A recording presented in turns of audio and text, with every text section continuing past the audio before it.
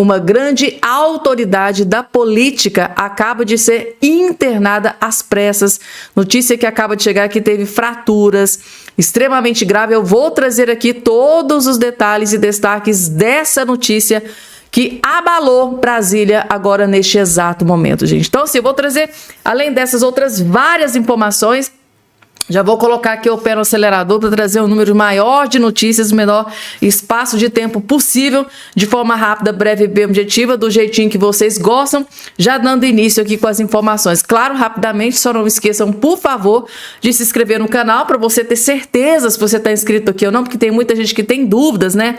Ah, Fabiana, eu não me inscrevi, não sei se eu ainda estou inscrita. Ah, eu não tenho certeza se eu estou inscrito ou não. Gente, é muito simples, tá? É só você olhar aqui embaixo na sua plataforma, vai ter a palavrinha chamada inscreva-se, inscrever-se. É só clicar em cima, que na hora, automático e gratuito, claro, você já vai estar inscrito aqui no nosso canal. Vamos lá, gente, dando início aqui com as informações, eu preciso trazer aqui um vídeo que explodiu nas redes sociais nesse dia de hoje. Agora é a vez dela. Deputada federal Bia Kicis, após essa decisão do ministro Gilmar Mendes, fez uma revelação bombástica que vocês vão ficar de queixo caído, gente, tá? Assista até o fim, vocês vão entender o que ela acabou de explodir para o Brasil e para o mundo inteiro. Vejam só. Sabe que dia é hoje? O dia que Gilmar Mendes fechou o Congresso Nacional.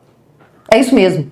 Numa canetada, o ministro revogou o artigo 52, inciso 2 da Constituição e vários artigos da Lei 1079, que é a lei do crime de responsabilidade.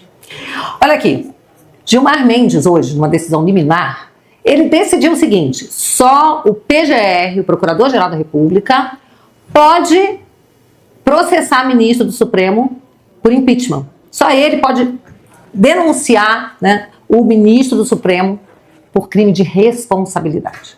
Não, aqui especificamente crimes de responsabilidade. Compete privativamente ao Senado Federal. Onde é que está escrito aqui que compete ao PGR processar e aos ministros do Supremo julgar, por exemplo? Onde é que está escrito isso aqui? Isso aqui é a Constituição do Brasil. Eu sei que isso não está valendo nada, não. Mas para mim vale. Para os deputados, os senadores que lutamos para resgatar a autoridade do Congresso há muitos anos, com muita dificuldade, a Constituição vale. Mas para certos ministros do Supremo, o que vale é a vontade deles. É o que eles querem. E aí a gente, nossa, as redes sociais falaram tanto da PEC da blindagem. Aqui a gente estava tentando, o projeto da PEC lá era para que a gente tivesse as nossas imunidade parlamentar, imunidade de expressão respeitada. E aí virou o quê? PEC da blindagem. O Congresso está querendo se blindar. Que absurdo, o mundo veio abaixo. E agora, pessoal, cadê a mídia? Cadê todo mundo que chamou aí de PEC da blindagem quando a gente queria assegurar que parlamentar pudesse falar com imunidade, coisa que hoje o Supremo não respeita? Essa é a maior blindagem que eu estou vendo. Os ministros se blindando, dizendo que os senadores não podem mais fazer aquilo que a Constituição diz que eles fazem privativamente. Processar ministro do Supremo por crime de responsabilidade. Para quem não sabe, impeachment é o nome em inglês que se fala, né, de impeachar, que é crime de responsabilidade. É você caçar alguém por crime de responsabilidade, não é por crime comum. Por crime comum é o PGR mesmo. Então, se um ministro do Supremo matar, roubar, ele tem que ser processado pelo PGR e julgado no Supremo Tribunal Federal, mas aqui é crime de responsabilidade. E usurpar competência do legislativo, de outro poder, e impedir que os poderes exerçam as suas atribuições constitucionais é crime de responsabilidade. Fazer militância política, praticar atividade política partidária, que é isso que eles fazem com perder o mané, derrotamos o bolsonarismo e muito mais, é crime de responsabilidade. Essa coisa de não pode censura, é proibida, a Constituição proíbe, mas nesse caso até tal dia pode, porque é para calar o Bolsonaro. Crime de responsabilidade. O que não falta é crime de responsabilidade. E a gente sabe que estamos nessa situação porque no Senado eles não têm feito a parte deles, não têm feito seu papel de levar adiante as centenas de pedidos de impeachment que existem contra vários ministros, especialmente Alexandre de Moraes. E agora que o Senado tem se ajoelhado, o ministro Gilmar resolveu fechar logo. Fechar e ficar com a chave para ele. É isso que nós estamos vendo. Hoje, a instauração da ditadura da toga agora é oficial, porque a gente vem denunciando isso há muito tempo, mas agora é oficial. Ou o Senado se levanta e responde a isso, ou realmente deixa o ministro de marcar com a chave, porque não está valendo para mais nada. É isso aí, gente. Deixa o ministro pegar a chave lá, trancar e acabar, né, com o Congresso Nacional. Afinal de contas, é o STF que está decidindo tudo mesmo, né? Gilmar Mendes e outros ministros ali que numa canetada vai lá e pá, decide tudo, passa até por cima da Constituição. Eu fico imaginando, gente, um jurista, por exemplo, um ministro da Suprema Corte lá dos Estados Unidos, assistindo, né, vendo uma notícia como essa, numa canetada, um ministro vai lá e toma a decisão de que o único que pode punir é um cara que não tem um voto sequer do povo brasileiro, que é o PGR. É um tapa na cara da sociedade, né? Eu fico imaginando um ministro de uma Suprema Corte da Europa, dos Estados Unidos, vendo uma notícia como essa, gente. É um escândalo, né? É um escárnio, na verdade. É um escárnio. Isso é uma vergonha, como diz o Boris Casoy. Vamos lá, gente. Vocês sabiam, gente, que o Lula está arquitetando um plano para acabar com a direita no Brasil? Sim, gente, o Lula não dá ponto sem nó. Tudo isso que está acontecendo, gente, recentemente, aí nos últimos dias, tudo isso pode fazer parte de um plano maquiavélico do Lula para acabar com a direita no Brasil. Sabe como que o Lula pretende fazer isso? Assistam esse vídeo do início até o fim, que você vai ter acesso a essa bomba. Como que o Lula quer acabar com a direita no Brasil? Assistam, só assistam. Planejando algo ainda esse ano e é minha obrigação avisar. Lula pode estar planejando algo ainda esse ano e é minha obrigação avisar vocês aqui. Quer entender essa história? Pega a pipoca, segue o Rony. Presta muita atenção nesse vídeo como se fosse um alerta. O Lula não é burro, ele tá de olho em tudo que tá acontecendo, principalmente para aumentar sua popularidade e não ser descartado pelo sistema. Você que assistiu meus vídeos já viu que eu expliquei para vocês. O Lula precisa sempre de um governo de coalizão para vencer uma eleição. E ele sabe disso. E como ele faz isso? Se tornando forte, minando o adversário e deixando ele totalmente desorganizado para que ele seja a única opção que vai ganhar as eleições e distribua os cargos. Isso você já entendeu. Se você me segue, você já entendeu também que eu falei nos últimos vídeos que tem uma tensão rolando. O Alcolumbre tá pirado com o governo Lula porque indicou Jorge Bessias e, em tese, ele está até interessado em pautar anistia pelo Senado primeiro do que na Câmara de Deputados, em troca dos votos da direita para derrubar o Jorge Bessias. Isso você também já entendeu. E você também já entendeu que o Hugo Mota tá igual uma cadelinha na coleira que não pode pautar anistia nenhuma porque ele tá com o pai dele com um problema lá no Supremo Tribunal Federal. Ou seja, o cara é ameaçado de fato. Preciso resumir isso para vocês antes de contar o que o Lula tá fazendo. Então, continua aqui comigo. E o último ponto que você já entendeu assistindo os vídeos do Rony é que o Centrão, junto com o sistema, botaram o Bolsonaro na cadeia para pressionar a direita para escolher o seu candidato de direita apoiado por Jair Bolsonaro e tentar passar uma dosimetria para botar Bolsonaro de volta em casa, em prisão domiciliar e soltar a galerinha do bloco 1, 2 do 8 de janeiro. Pois bem, vocês já entenderam tudo isso? Então presta atenção no que eu vou falar aqui. Esse aqui é o Lula. Não sei se vocês sabem, mas todo presidente ele tem condições de fazer algo todo fim do ano, chamado induto natalino. Esse induto é um perdão de penas para algumas pessoas. Geralmente, eles excluem crimes hediondos, crimes contra o Estado Democrático de Direito e coisas do tipo. Agora, vocês já pensaram se no induto natalino desse ano o Lula resolver dar o induto para todos os presos do 8 de janeiro do bloco 1 e 2? Ou seja, aqueles presos do pessoal que invadiu, que depredou, mas que não eram financiadores ou os organizadores, como eles acusam naquele processo ridículo. Vocês já pensaram o Lula dizendo,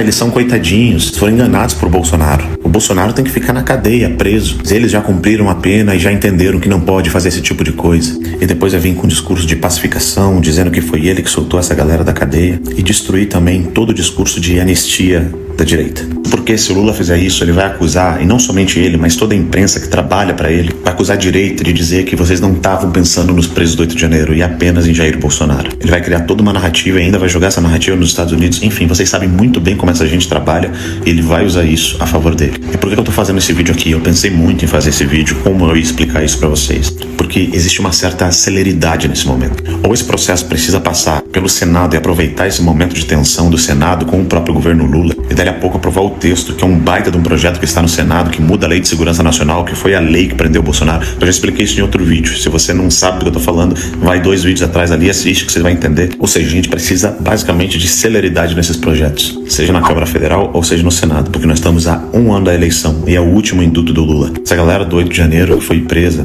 logo no início do mandato do Lula, já tá há 3 anos na prisão. O Lula pressionado, que já perdeu o Congresso, tentando aprovar o Jorge Messias agora no Supremo Tribunal Federal. O Lula sabendo de dentro lá da sua casinha de que não tem mais o apoio do centro e muitos deles já pularam fora porque querem um novo candidato indicado por Bolsonaro. Eu não duvido nada que ele faça isso no final desse ano. Se ele fizer, a narrativa que eles vão criar vai ser muito grande. Esse vídeo não é uma certeza que ele fará, mas é um alerta que ele pode fazer isso e ele pode usar essa estratégia. E o meu trabalho é estar aqui para avisar vocês, porque eu faço leituras políticas e análises políticas, e se eu tivesse do lado do Lula, coisa que nunca estarei, pois tenho nojo daquele anão sem dedo, eu com certeza aconselharia ele a fazer isso. Então é bem provável que alguém está aconselhando ele a fazer isso lá, porque vai por mim. Dentro do PT, Zé Dirceu e essa galerinha dele tem muita gente muito boa de estratégia, senão Lula não seria 4 vezes presidente da República.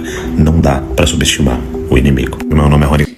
Não dá pra subestimar o inimigo, gente. Porque que vai por... coisa, hein? Planos e planos pra se perpetuar no poder. Tipo assim, Lula, chega o Natal, dá indulto, tira o pessoal do 8 de janeiro da cadeia e utiliza isso pra fazer campanha. A narrativa, né, de que, ó, enquanto vocês estavam preocupados em salvar, né, o Bolsonaro, anistia pra salvar o Bolsonaro, eu vim aqui, Lula, que sou misericordioso, sou uma Madre Teresa de Calcutá, vim aqui e soltei todo mundo. Porque eu tive dó, porque eu tive empatia, porque... Ixi, ele faria um estardalhaço, uma campanha, um comício em cima disso, né, gente? Durante a campanha, então, no ano que vem, nossa, eu fui o salvador da pátria. Daqueles que acreditaram no Bolsonaro, se deram mal, foram presos, foram abandonados pelos bolsonaristas, e eu, Lula da Silva, fui lá e salvei tudo. E aí, gente, vocês acham que essa leitura do Rony Gabriel pode ter sentido? Vocês acham que alguém pode estar dando essa estratégia como opção para o Lula fazer agora no final do ano? Vocês acham que o Lula chegaria a esse ponto? Fazer isso para usar isso para fazer campanha em 2026? Coloca aqui embaixo a opinião de vocês. Ou vocês acham que... Não concordo, Fabiana. Eu acho que o Lula está se lixando para esse pessoal do 8 de janeiro. Coloca aqui embaixo a opinião de vocês. Vamos lá, gente. Agora, o que eu vou trazer para vocês aqui é uma bomba que acabou de explodir.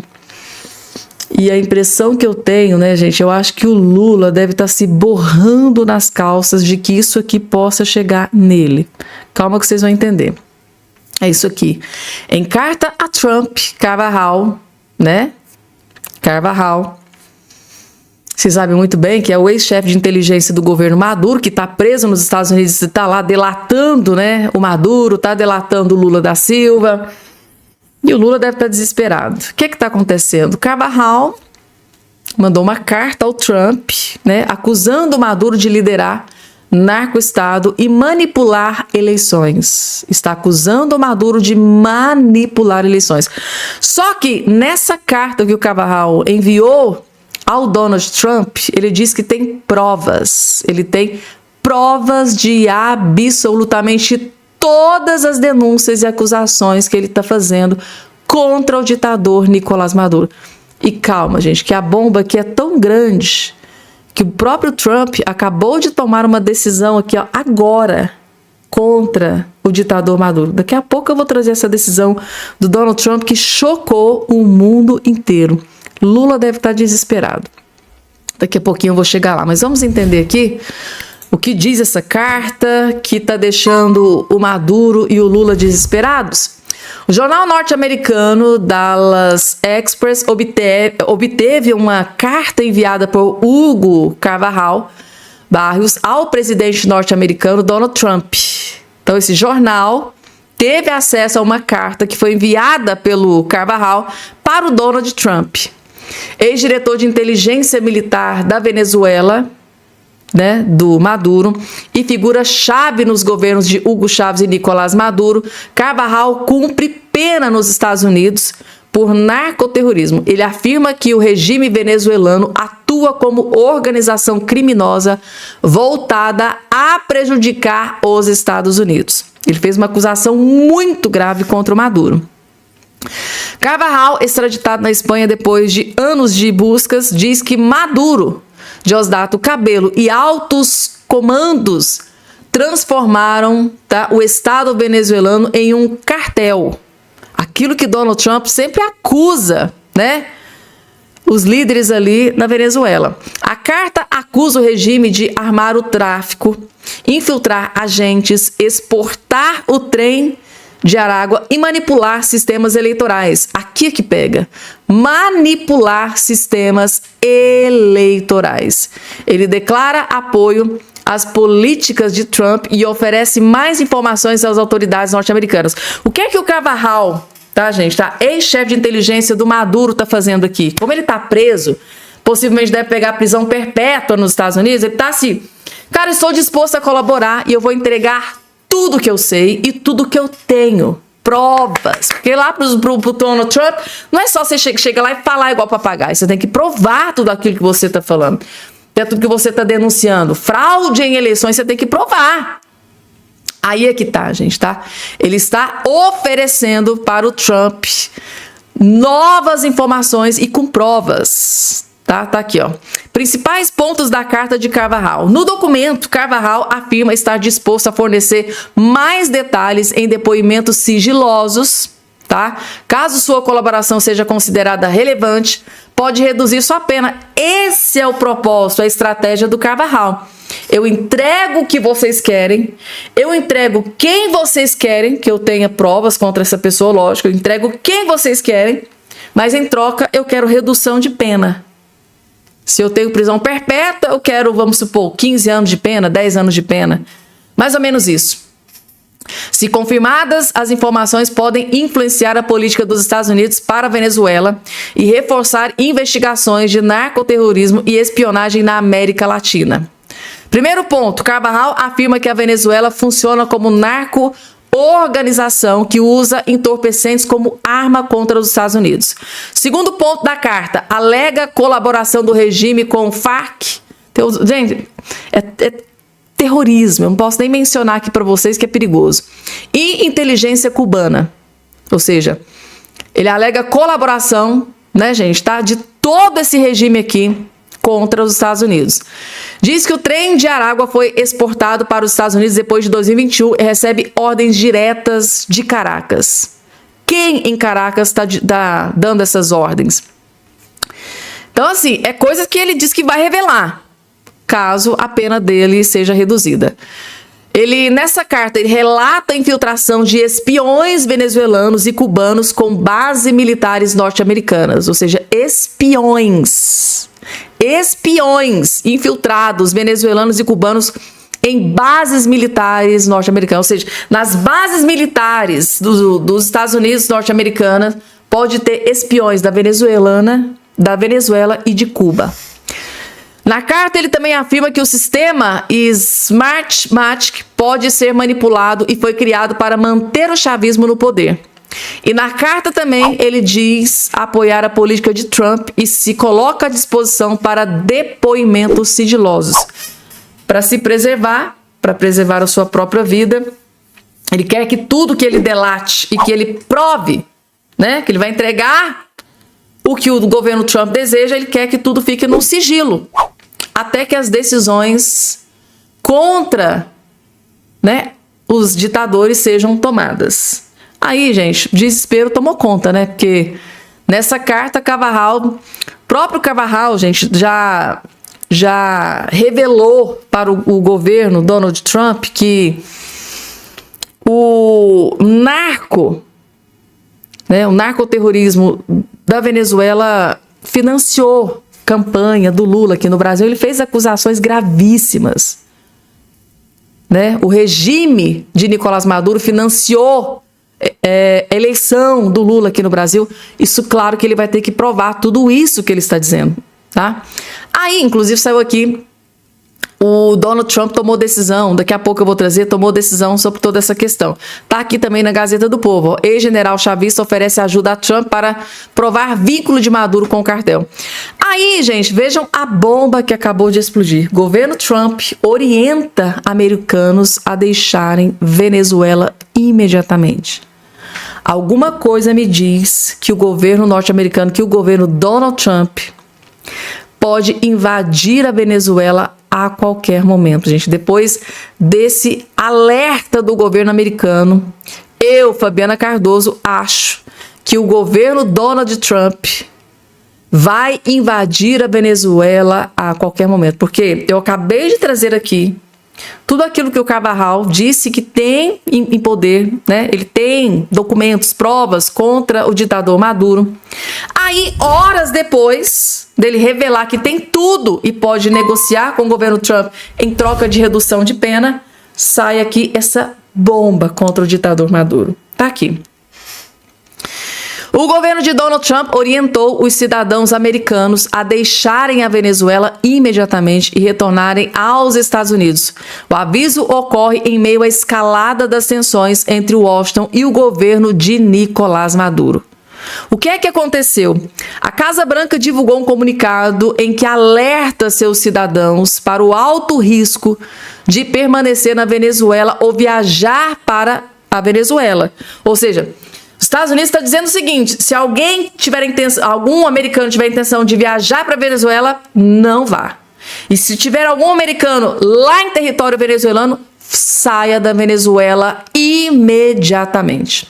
Segundo o governo americano, abre aspas, não viaje para a Venezuela nem permaneça no país devido ao alto risco de detenção indevida, tortura sob custódia, terrorismo, sequestro, aplicação arbitrária das leis locais, criminalidade, agitação civil, infraestrutura precária de saúde, todos os cidadãos norte-americanos e residentes permanentes legais nos Estados Unidos que estejam na Venezuela são fortemente aconselhados a sair imediatamente, diz o aviso do governo americano. Todos estão conselho, alerta, gente, saiam da Venezuela. Quem estiver pretendendo ir, não viaje para a Venezuela. É o alerta do governo Trump. Tá aí. Gestão Trump ressalta que não existe consulado ou embaixada dos Estados Unidos na Venezuela. Por esse motivo, o governo norte-americano alega que não pode fornecer serviço de emergência ou serviço consular aos seus cidadãos que estejam no país latino-americano. Aqui o governo dos Estados Unidos deu vários motivos para que eles deixem a Venezuela. Mas, na minha humilde opinião, gente, algo estarrecedor pode acontecer contra a Venezuela a qualquer momento. Eu só acho. Coloque aqui embaixo a opinião de todos vocês, gente, tá? Vamos lá, pessoal, notícia. Daqui a pouco, gente, tá uma grande autoridade da política. Foi internada, teve fraturas. Eu vou trazer essa informação daqui a pouco aqui para vocês. Porque antes, vamos falar sobre Michele Bolsonaro, gente. Notícia que foi divulgada aqui hoje, ó. Michele visita Bolsonaro na Polícia Federal acompanhada da filha. E sabe quanto tempo que a filha do Bolsonaro teve para visitar? 30 minutos. É como se o Alexandre de Moraes dissesse assim, vai lá, 30 minutos para você ver seu pai. Gente, que tristeza isso. Uma menina nova, gente, tá? Com o pai com 70 anos já. O pai já tem 70 anos de vida. A menina tem 15 anos. Poderia estar aí aproveitando, né, gente, tá? O seu pai imensamente, que já tem 70 anos de idade. Sabe lá quantos anos ainda vai ficar aqui entre nós na Terra? Porque já é um senhor de 70 anos. Né? Convenha. A gente quer que viva 100. Quer, gente, claro, mas a gente precisa ser pé no chão. Aí a menina está sendo privada de ter o contato. Sabe? Um senhor de 70 anos, uma filha de 15 anos, ela tem 30 minutinhos para ficar com seu pai. Assim, é muita crueldade, muita perversidade, gente, tá? Uma filha de 15 anos com um pai que tem 70 anos, ela ter o direito de ter 30 minutos com seu pai. É muita crueldade e perversidade? É ou não é, gente, tá? Vai lá, 30 minutinhos pra você ver seu pai. Parece um xerife, né? Meu Deus. Vamos lá, gente. Internação. A notícia que acaba de ser confirmada pela Folha de São Paulo. Tá aqui, Folha de São Paulo, citando a fonte para vocês.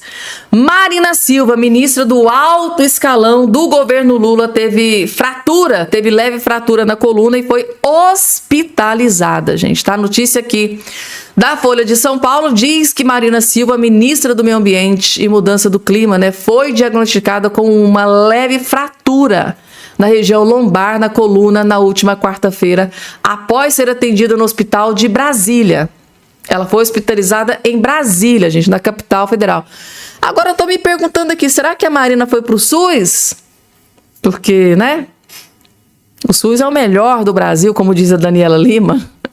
Segundo nota oficial de sua pasta, ela estava de férias durante essa semana para recuperação. Ela precisará se afastar das atividades presenciais nas próximas semanas. Marina foi hospitalizada após sentir dor súbita na região lombar, enquanto movimentava vasos de plantas no jardim de sua residência, diz a pasta. A ministra foi atendida pelos clínicos gerais Leonardo Coelho e Éder Malta e pelo ortopedista, né? Somente médicos renomadíssimos, né? Ela recebeu medicação para controlar a dor, né? Uma vez que respondeu bem, teve alta e ainda nessa quarta-feira já retornou para casa. Tá aí, gente, tá? Que coisa. Será que foi pro SUS, gente? Hoje que foi o vídeo do deputado federal Marcel Van Hatten, que foi para cima do STF, foi para cima do ministro Gilmar Mendes, assim, sem dó e nem piedade. E ele descobriu algo, gente, tá? Do plano. Qual que é o plano por trás aí dessa decisão do ministro Gilmar Mendes, né? Em decidir, né? Numa canetada que só o PGR pode impeachment, né? Dar andamento, né? Abrir processo de impeachment contra ministros do STF. Há um plano por trás disso? Há um plano de Gilmar Mendes por trás dessa decisão? Há um plano e é muito pior do que a gente imaginava. Agora sim vocês vão saber por que do desespero do Gilmar Mendes em blindar o STF, em blindar ministros do STF, porque esse desespero do Gilmar Mendes. Assistam. Depois de assistir esse vídeo você não vai ter mais nenhuma dúvida. Mas é inaceitável o que Gilmar Mendes fez hoje. A bancada do Novo está resignada com essa sua atitude, mas mais do que inconformada. A bancada está propondo alterações e pedindo ao deputado Hugo Mota que coloque imediatamente para funcionar a comissão especial, acabando com as decisões monocráticas de ministros do Supremo Tribunal Federal. Me traz aqui essa tribuna essa situação que vivemos no Brasil de golpe de Estado constantemente dado pelo Supremo Tribunal Federal e hoje de maneira monocrática pelo ministro Gilmar Mendes.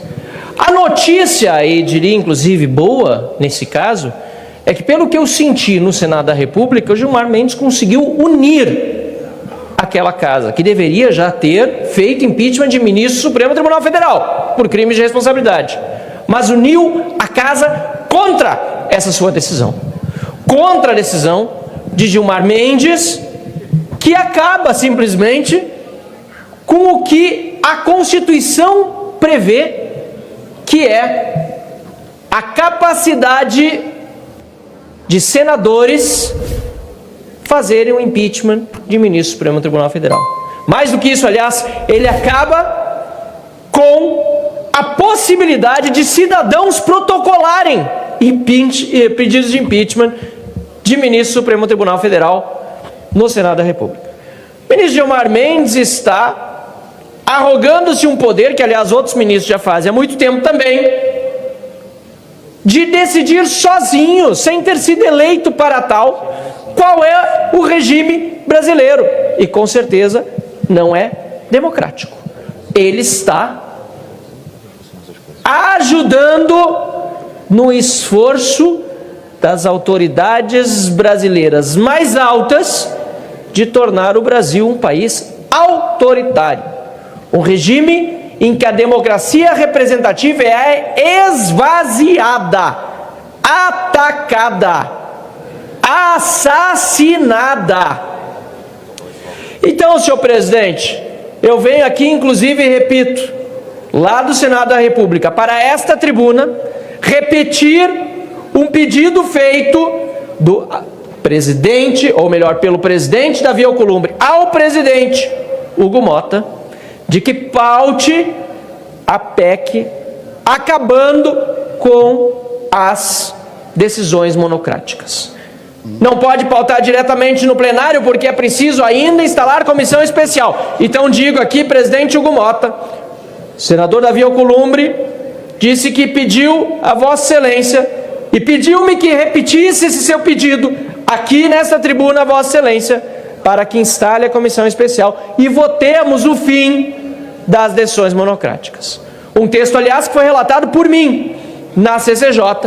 E além desse tema, temos ainda, deputado Adriano, o fim do foro privilegiado, que precisa ser pautado aqui nesta casa, já veio do Senado.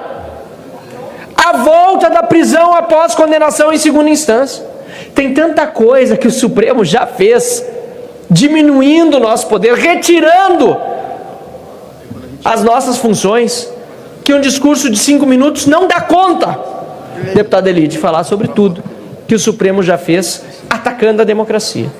Mas no dia de hoje, o Mar Mendes conseguiu unir o Congresso Nacional contra si e a própria imprensa, que está dizendo, finalmente, e que bom, que essa decisão é antidemocrática e precisa ser urgentemente revista. Este Congresso precisa se posicionar. O senador Davi Alcolumbre já o fez. Esperamos o deputado Hugo Motta, presidente dessa casa, da Câmara dos Deputados, que faça igual e instale a comissão especial da PEC, acabando com decisões monocráticas que passam por cima da decisão de 513 deputados e 81 senadores. E nós também protocolamos uma proposta de emenda à Constituição, senhores e senhoras deputados, senhoras e senhores deputados, que tem 67 assinaturas neste momento. Precisa de 171 e espero que até o fim do dia nós as alcancemos. Está indo rápido. Que restitui ao Senado o poder de impeachment de ministro do Supremo Tribunal Federal e ao povo a possibilidade de proposição. Essa PEC foi protocolada por mim, já tem 67 assinaturas, para que não pare dúvida e que esteja na Constituição. Aquilo que nenhum ministro poderia, como Gilmar Mendes fez, por decisão monocrática, ter sido anulado por não ter sido recepcionado pela Constituição de 88 por ser uma lei anterior. Quantas vezes já se fez impeachment aqui, inclusive nesta casa, de presidentes da República baseado nessa mesma lei? E agora a interpretação do ministro muda? Senhor presidente, é inaceitável o que Gilmar Mendes fez hoje. A bancada do Novo está aí resignada com essa sua atitude, mas mais do que inconformada. A bancada está propondo alterações e pedindo ao deputado Hugo Motta aquilo que Davi Alcolumbre também lhe pediu, que coloque imediatamente para funcionar a comissão especial, acabando com as decisões monocráticas de ministros do Supremo Tribunal Federal. Muito obrigado, senhor presidente. Gente, tá? Inclusive esse projeto já foi Imediatamente para funcionar. já foi apelidado de o terror do STF. A PEC das decisões monocráticas. Aquela PEC que a Carol de Tone, enquanto ela era presidente da CCJ, fez tanto para que ela fosse aprovada. A PEC contra decisões monocráticas de ministros do STF. Essa coisa que eles têm de do nada ir lá na canetada tomar uma decisão monocrática que assim, cresceu de forma súbita, né, nos últimos anos. Inclusive, foi uma matéria do jornal da Revista Oeste, há um tempo atrás, mostrando o absurdo do crescimento avassalador das decisões monocráticas por parte de ministros do STF. E agora veio o Gilmar Mendes, uma decisão monocrática, uma liminar, uma canetada, simplesmente fecha o Congresso Nacional, como diz a deputada federal Bia Kicis. Com essa decisão, ele fecha o Congresso. Não é preciso ter Senado Federal, não é preciso ter Congresso, não é preciso ter representantes do povo, se é o STF que decide tudo. Então é isso, gente. Agora a oposição está indo para cima com tudo com relação à PEC, gente, tá? Das decisões monocráticas, que pode acabar de uma vez por todas com essas decisões monocráticas vindas de ministros do STF. É uma caneta que dá muito poder, né? Decisão monocrática dá muito poder para ministros do STF. Prova disso essa decisão que o Gilmar Mendes acabou de tomar e que, pela primeira vez, o Gilmar Mendes conseguiu unir a direita e a esquerda, porque a direita e a esquerda estão detonando, destruindo essa decisão do ministro Alexandre de Moraes. Eu vi pouquíssimos jornalistas de esquerda, eu vi muito, mas eu vi muitos jornalistas de esquerda, assim como jornalistas da direita, tripudiando essa decisão do ministro Gilmar Mendes. Agora só PGR pode abrir impeachment, né, contra ministros do STF. PGR, que inclusive no vídeo anterior eu trouxe para vocês, assista o vídeo anterior, porque o próprio Otávio Guedes, lá dentro da Globo News, disse que é muito conveniente para o Gilmar Mendes tomar essa decisão, porque o PGR, inclusive, foi sócio de uma das empresas do Gilmar Mendes. Que, inclusive, o PGR Paulo Bonet está hoje na PGR por ajuda, por articulação do próprio Gilmar Mendes. Ou seja, gente, tá para um bom entendedor, meia palavra basta, né? Por que o Gilmar Mendes está tão desesperado para que o PGR decida se eles vão ou não sofrer impeachment? Tá bem explicado, né, gente? Então, chumbo grosso, como diz o próprio Lula, né? O grosso vai entrar pro lado dos ministros do STF, porque agora eles estão ressuscitando a oposição, está ressuscitando o projeto de lei das decisões monocráticas, gente, tá? Que era um projeto que era considerado terror dos ministros do STF.